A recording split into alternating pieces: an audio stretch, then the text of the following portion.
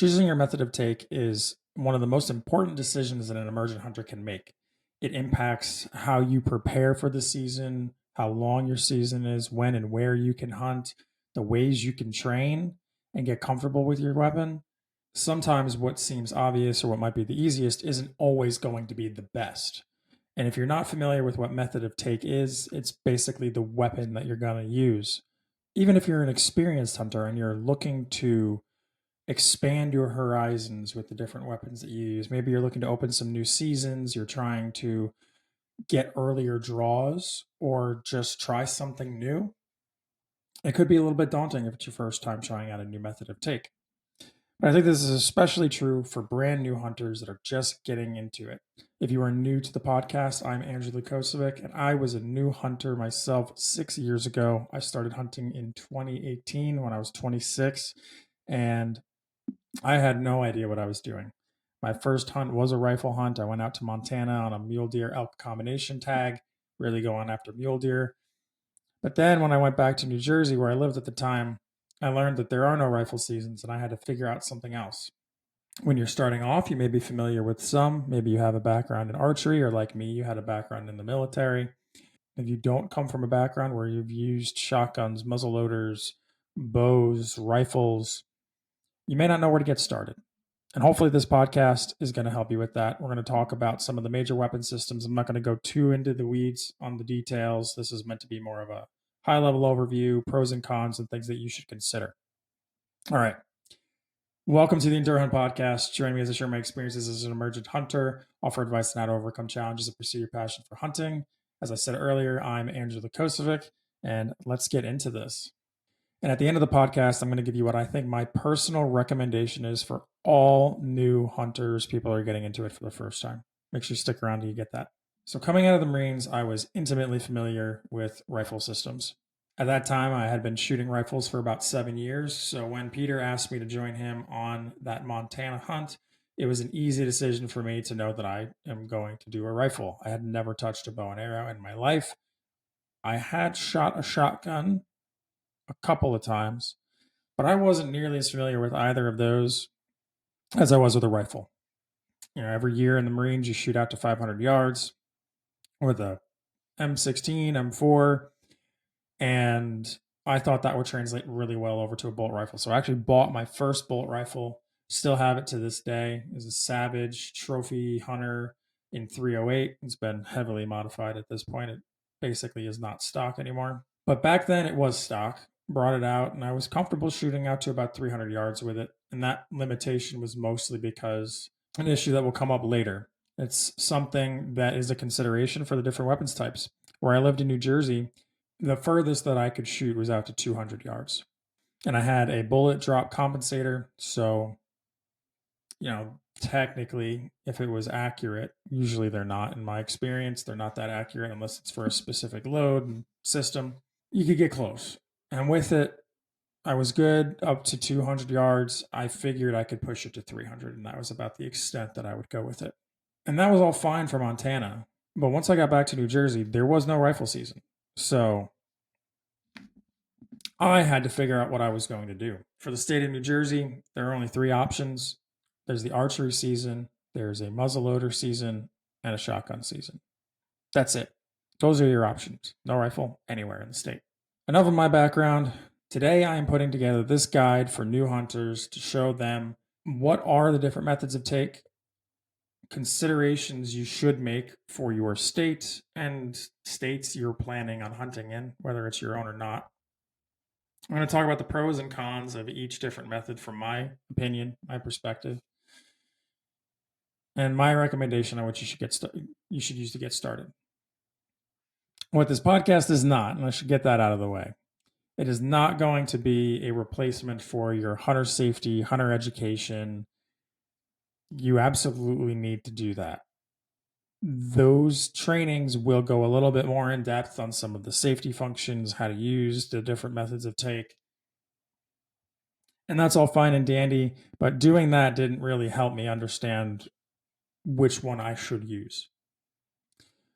This is not going to be a technical overview. And I should mention too that laws vary significantly for how you can set things up for the different methods of take. So you are going to want to read the local laws and regulations for whatever weapon system you're planning on using. These are just my recommendations and my opinions from my 6 years of hunting and my journey, and I hope that it helps someone else who is facing the decision of where to start and they're a little bit stressed or overwhelmed. So, what are the different methods of take? I already mentioned that the laws and regulations vary a little bit from state to state. We're going to talk specifically about big game hunting. And for big game hunting, I'm going to talk about 4 different methods of take: archery, which I'm going to talk exclusively about compound and crossbows. I'm not going to talk about traditional archery or recurves. I don't think anyone that's new should start with those. I haven't even started with those yet. I'm going to talk about center fire rifles. So, if you're not sure what the difference between a rimfire or center fire is, or if you're just used to saying rifle, your center fire is like your 308s, your 30-06, your 223, and 5.56. Those common rounds are center fire. I'm going to talk about muzzleloaders. So, before diving into the specific systems, what are some of the considerations that you should be making as you're listening to this podcast and as you're deciding what method you want to start with? Everyone's situation is different, and you're going to have to see what your comfort levels are and see what's available around you. You know, I was very familiar with rifles and was not interested in even entertaining the idea of trying a different weapon system. So for me, that first hunt, it was all about rifles. And I had to learn the hard way when I got back that that was not going to do me any good when I was back in New Jersey if I wanted to hunt. As with everything, you should start with what is the goal? What are you trying to solve for? If you're interested in getting hunting at your first season, or if you're looking to expand your hunting seasons by adding in new methods of take, that's great. But if you're just starting out and you're not sure what you want to do, think about how much time do you want to prepare before you actually hunt, and how often do you want to be shooting? Are you most interested in higher success, or are you interested in the most amount of opportunity in the longest season? How you answer these questions is going to vary wildly from person to person. So you'll need to figure out which method is best for you, or what you are trying to solve for. What of those factors is most important? And the first method of take we're going to talk about is rifles. It's the one that I personally have the most experience with. I have taken the most animals hunting with rifles.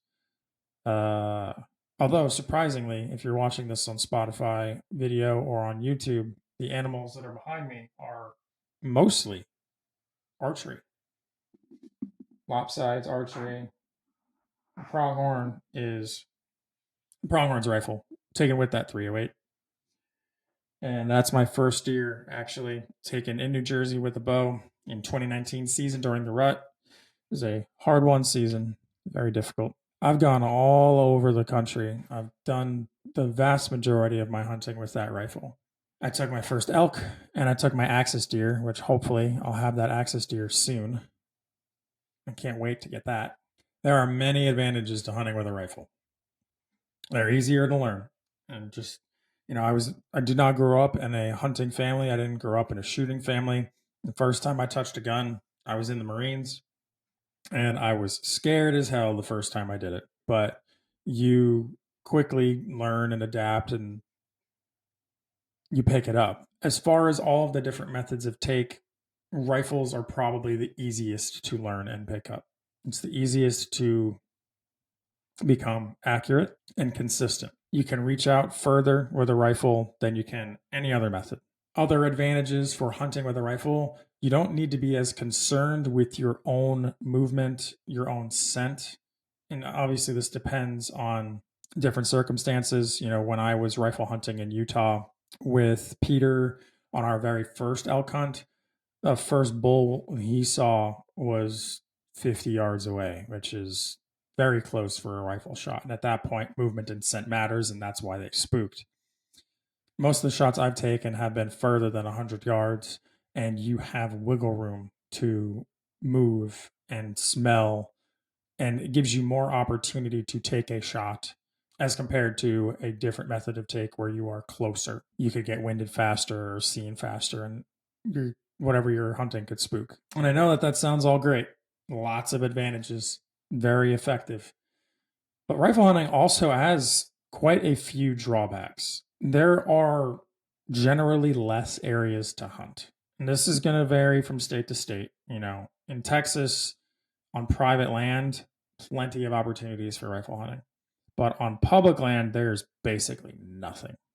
Out west, rifle hunting's really not a big deal. There's a lot of open public land, big spaces. Generally speaking, rifle hunting is good to go. Depending on where you live, where you're planning on hunting, there may be very few opportunities or pieces of land that you can hunt unless you have private land access. That is a consideration and leads me to downside number 2, the Orange Army. There's significantly more hunting pressure during rifle seasons because of all of those advantages. Very effective, easier for you to pick up and learn and be consistent. Because of the shorter learning curve, more people are going to be out there during the season. And not only is there more pressure when you're actually hunting, there's more pressure for tags. And this is particularly true for anywhere that you have to draw a tag. The rifle seasons are always going to have the most pressure.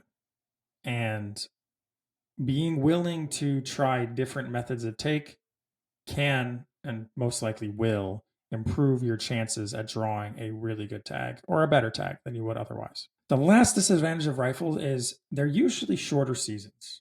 Depending on the state, some, like Montana has ridiculously long seasons, but some states you only have 5 days or a week. And I'm pretty sure there's a couple of hunts where it's even less time than that. So you'll need to see what it's like on the state that you're at. New Jersey doesn't have a rifle season, but they have a quote any gun season, and this opens you to muzzleloaders and shotguns. That season's only a week. So it varies very much depending on what state you're in and where you're hunting. But in general, your rifle season is going to probably be the shortest season for the species that you're going after. That's just a good rule of thumb. Our second method of take we're going to talk about are muzzleloaders. I have very little personal experience with muzzleloaders. I have shot a muzzleloader before. I understand the pros and the cons of them, but I have not hunted with one yet. I'm actually going to be recording a podcast with one of my best friends, Andrew Colt, soon. I've had him on the podcast a few times. That's going to come out after this one. We're going to talk about, it's going to be a sort of muzzleloader 101. So if you're interested in muzzleloaders and his journey through muzzleloaders, everything he's learned and recommendations, you're going to want to check out that podcast. If you're not familiar with muzzleloaders, though, they are sort of a combination of a traditional weapon system and modern hunting, particularly new muzzleloaders. Modern technology has made it so that they're actually quite accurate and they are very cost effective, all things considered. You can get a good muzzleloader for a few $100s. They offer similar accuracy to rifles, not nearly the range. It is possible to get muzzleloaders that can shoot out as far as traditional rifles. There are a few companies that make those very fancy muzzleloaders. They cost several $1,000s. And in my opinion, it kind of defeats the point. A muzzleloader is a traditional firearm. It's not meant to be that modern. And this is probably a very divisive subject. But I am personally not interested in shooting out to 500 yards with a muzzleloader. I'd rather just use it the way current muzzleloaders are. Generally, though, you can get a good muzzleloader for $400 or $500, and that is probably all you will ever need. In terms of advantages, they have similar accuracy to rifles. I say as a cautionary statement because you do need to pay more attention to the range that you are shooting. Generally speaking, you're going to have either a 45 caliber or a 50 caliber. The bullet's not going to be moving as fast as a rifle, so you will experience more drop. You need to know how your gun shoots and how your load is, but once you understand that, you can be very consistent, very deadly. The second advantage I would say is less hunting pressure for muzzleloaders. I would say that muzzleloaders probably have some of the lowest hunting pressure that you'll find in a hunting season. Whether you're hunting in your home state or you're traveling to hunt, going on a Western hunt or anything else, there will be less people using muzzleloaders because they're not as easy as rifles. They are more susceptible to the weather and they're not as accurate and don't have the same range. And that also means that there are going to be easier to draw tags, depending on whether or not a muzzleloader option is even available for the species and state you're trying to hunt. You just have to look at what you're trying to do and see what the draw odds are like. What I can say from personal experience, one of the reasons I want to get a muzzleloader is solely because of the improvement in draw odds and the decrease in hunting pressure. Those are the two factors for me personally that make me want to do it. It opens a lot of doors and opportunity. And then compared to rifles, there are usually more areas that you can hunt depending on your state. And that is mostly pertaining to public land hunting. Private land is a different ballgame entirely. Now, muzzleloaders do have a lot of advantages, but there are disadvantages too. The learning curve is pretty steep, and that was one of the reasons why I haven't touched it so far. There's a lot to learn. You need to practice often in different weather conditions to see how your gun is going to react. Follow-up shots are also very difficult. On big game like elk, they are notoriously tough. And if you're using if you're using a muzzleloader on an elk hunt, you may need a follow-up shot. So if you don't practice doing that reload and quickly going, it could be a bad time. You do need to pay more attention to the weather because you're going to use pellets or powder. And that's going to vary from state to state, which I'll talk about here in a second. Those can change depending on the humidity, whether or not it's raining or there's other environmental factors going on. And you need to be aware of that because it will impact the way you shoot. But the next disadvantage is that the seasons are generally shorter, similar to rifles. The last disadvantage I'm going to say is the variance in regulations. And this is one of the things that has also put me off from venturing into muzzleloaders is that the regulations vary significantly from state to state. Just to give a simple example in comparison, in Arizona, you can put a scope on your muzzleloader. But if you wanted to hunt the muzzleloader season in Colorado, you cannot do that. There are also differences between some states do not allow you to use pelletized powder, and you have to use loose powder. There are other complications, and I think that in general, muzzleloaders are the most varied in the regulations and something that you'll need to pay attention to when you want to start hunting with them. To the point where I've considered, do I want to have two different muzzleloaders or do I want to just forego basically finding the most restrictive state and just having one muzzleloader and using that everywhere? Haven't figured that out yet for myself. I'm going to try and figure that out this year, though. Keep in mind, I've only shot a muzzleloader for the first time this year in January, hunting with Carrie. But if you're feeling overwhelmed and everything I said seems too daunting, just think about Andrew Colton. He's going to be on my podcast next. He was a first-gen hunter, emergent hunter, started with a muzzleloader. Took his first deer last year. Kent Boucher from the First Gen Hunter podcast. Muzzleloader is his favorite method of take. If you don't follow Kent, you definitely should. He's an emergent hunter like me. His podcast is great. He likes to interview guests to try and learn from them and share those lessons. Definitely check him out. I will link his social media and podcast in the show notes. Alrighty. Our third method of take is archery. As I said in the beginning, I'm restricting this to specifically compound and crossbows. There are more options. You have recurve, longbow. I have no experience with those.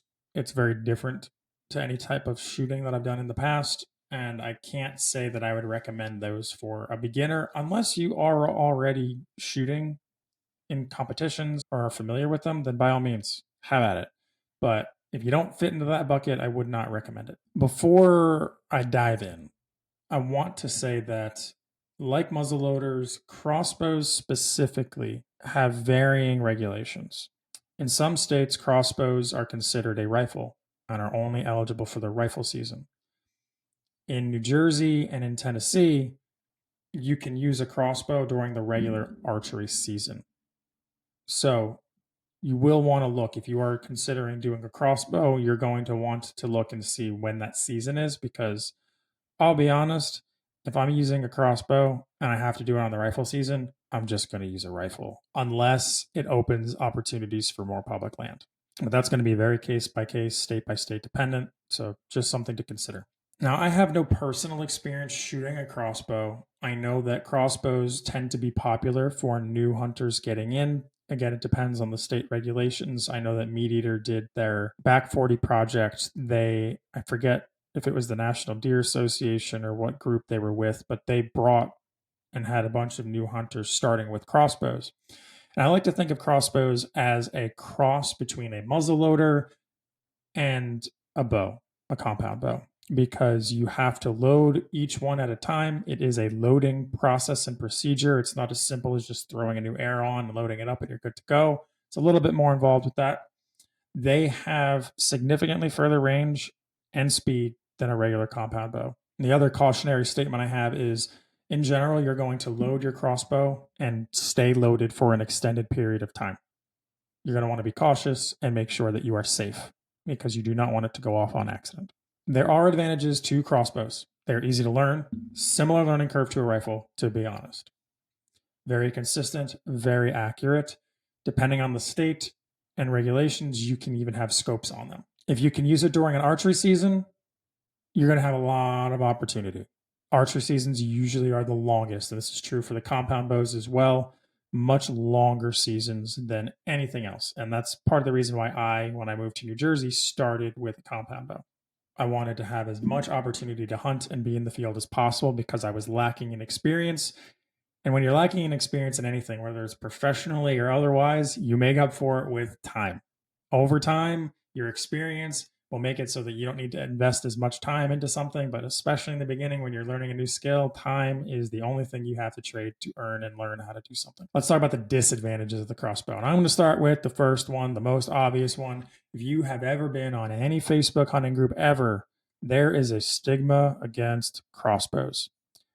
I don't really know why people hate crossbows so much. I think it's stupid, to be honest. There's this stigma that crossbow hunters are lazy or I don't know, but there's a stigma against them. Some people have legitimate disabilities and are unable to shoot a regular bow. And if this is what they have to do to get out there, then who gives a shit? Let them hunt. This is the best way to do it. Others are scared of a rifle. They don't want the loud boom, or they're maybe just intimidated by guns. They have no familiarity or background with them, but they also don't want to start by learning and maintaining the consistency of practice that you need with a compound bow. This is my take on it. I want more hunters. I want more advocates.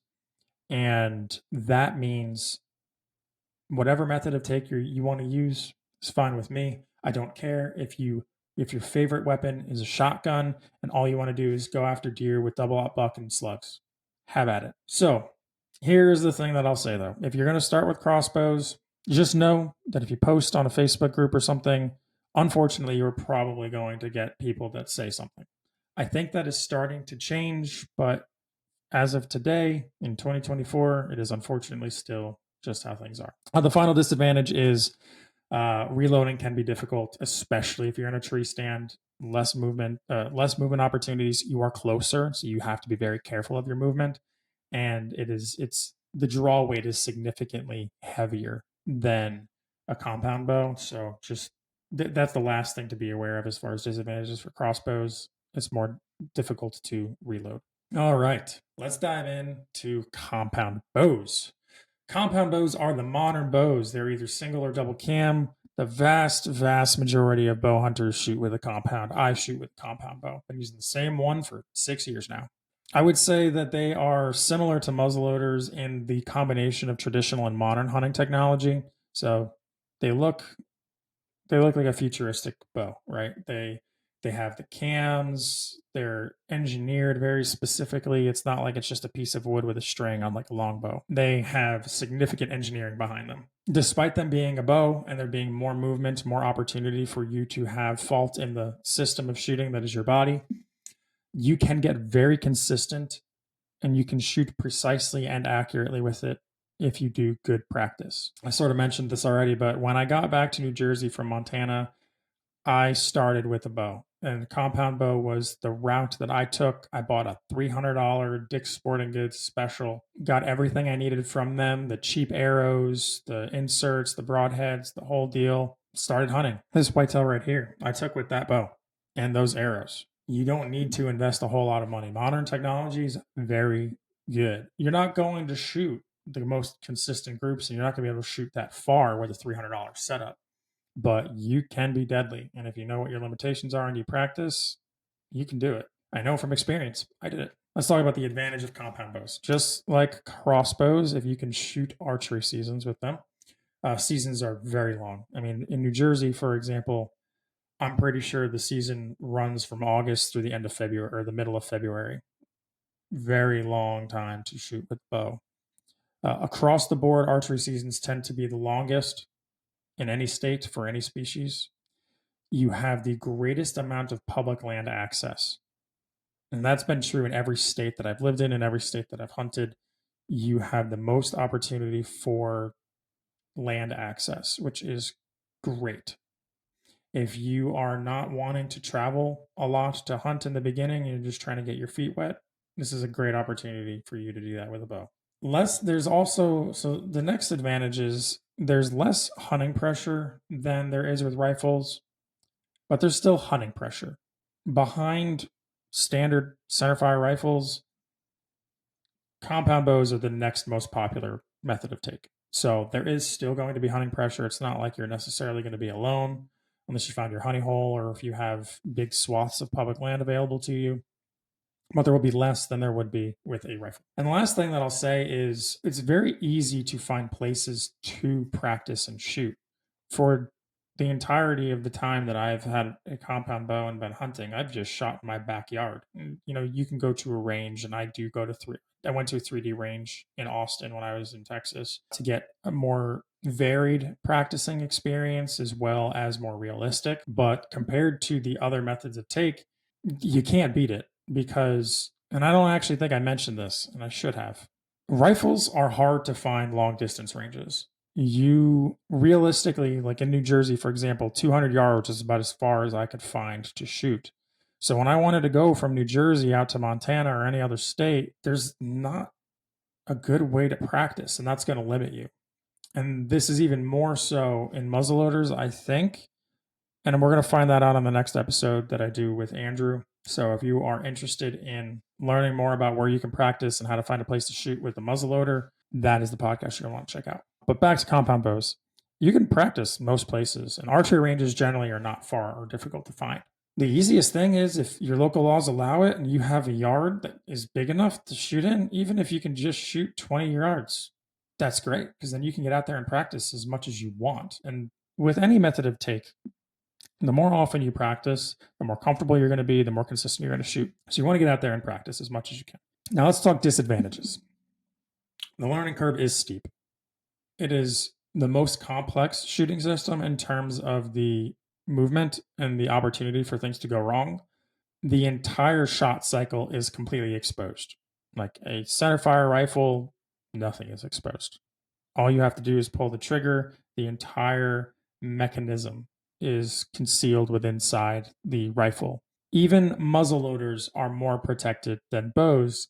Yes, there's the exposure and you have to load from the muzzle, but it's still contained inside the gun. A compound bow, everything from the strings to the cams to the riser, the rest, everything is exposed to the elements. And that means that things can get in the way. You can hit your limbs on a tree branch, and your posture matters. The way you hold the bow matters. How you pull your shoulders back, the way you're standing and leaning if you need to lean, all of that impacts your shot. It has the steepest learning curve by far and requires the most practice to stay consistent and know how you're going to shoot. Fortunately, it's the easiest one to practice with the most opportunity to do that as well. So those can balance each other out. I'll also say that it's probably the easiest to make mistakes in the heat of the moment when you're shooting an animal. Your margin for error is very small. And especially if it's your first time until you get comfortable pulling back and shooting at animals like live creatures, every little movement is going to amplify things. And it's true with rifles too, but I just think that it's easier for that window of error to be wider with a compound bow.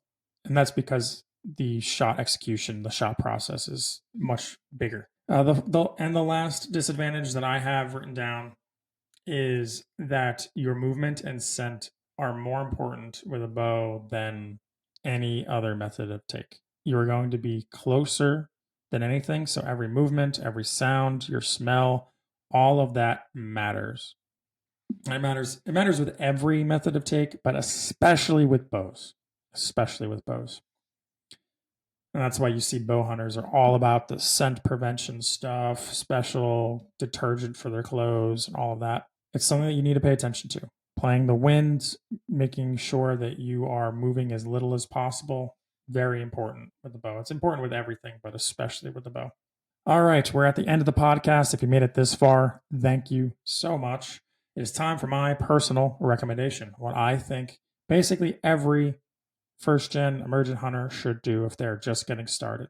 I don't know if this will be surprising or not because this is what I did, but my recommendation is you should do some form of archery, whether you do compound bow or crossbow. I don't care which.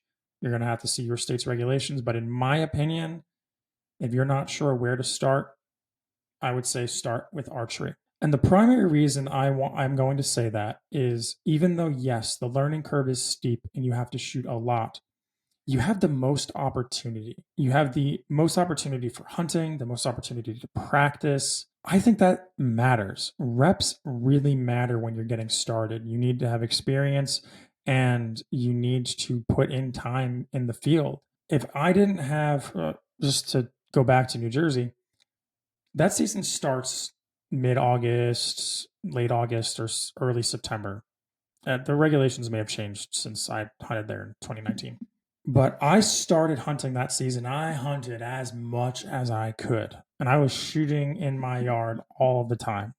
And it still took me until the rut to get that deer, that buck. So from late August to mid-November, I was hunting as often as possible, usually twice a week.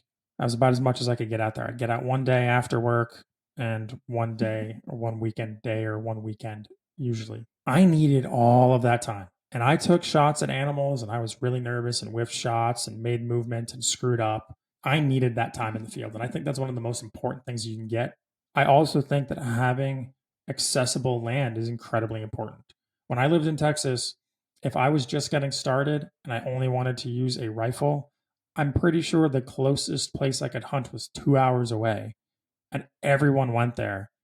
Would not have been a good experience for me. Now, I made friends and had opportunities on private land, and that would be a different story. If you know people and have access to private land, sure, maybe that'll work for your situation. But in general, across the board, I would recommend starting with archery. You'll have the most opportunity to practice, the most opportunity to be in the field. You should have the most opportunity for public land that is accessible to you. And hopefully it is not so far away that it is going to make you not want to go and hunt. Because at the end of the day, I want you to get out and hunt. I want you to be an advocate. I want you to be out there enjoying this pursuit, being part of the North American model of wildlife conservation. We need it now more than ever. So that's it. Those are the different big game methods of take. My thoughts on the pros and cons of each, as well as my general recommendation. Would love to get feedback from you listeners, you watching this, if you're watching this on Spotify or YouTube. I know that methods of take and these recommendations can be a little bit of a touchy subject, but I think I covered everything really well. But I'd love to hear from you. Let me know what I missed, what you think I may have said wrong, what your recommendations are. I'd love to hear from you. You can reach me at EndurHunt on, I think, all of the platforms, and that's ENDURHUNT. I would love to hear from you. As always, as I'm closing this out, I said time is our most valuable asset. I do not take it lightly that you chose to spend it with me. I very much appreciate all of you for taking the time out of your day to listen to this podcast. I hope that you got some value out of it. If you did, please share it with someone that you think would benefit from this episode. Would love to have some new people listening to the podcast. All right, thank you. Talk to you next time.